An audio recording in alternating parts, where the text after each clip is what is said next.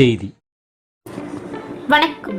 விவி செய்திகளுக்காக ஊர் செய்திகள் வாசிப்பது துருதி.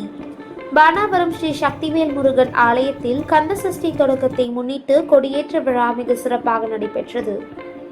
ராணிப்பேட்டை மாவட்டம் பானாவரம் ஸ்ரீ சக்திவேல் முருகன் ஆலயத்தில் 6 நாள் நடைபெறும் கந்தசஷ்டி விழாவின் தொடக்கத்தின் கொடியேற்ற விழா அக்டோபர் 19ஆம் தேதி காலை 7:30 மணி முதல் 9 மணிக்குள் இனிதே நடைபெற்றது.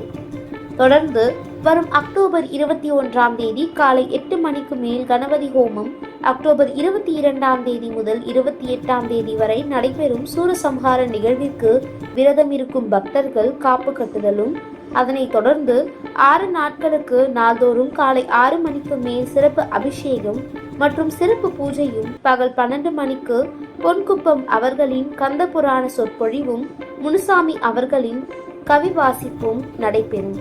தொடர்ந்து மாலை 4 மணிக்கு மேல் குருஜி வட்டியம் பாலு ஐயர் அவர்களின் சிறப்பு யாகமும், அதனைத் தொடர்ந்து மாலை 6 மணிக்கு அன்னதானமும் நடைபெறும்.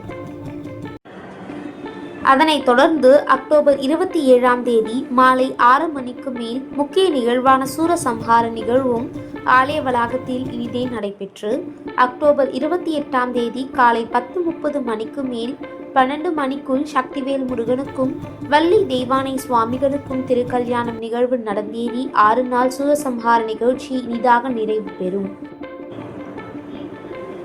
இந்நிகழ்ச்சிகளை ஆலய விழா குழுவினர் வெகு சிறப்பாக செய்திட ஏற்பாடு செய்துள்ளனர்.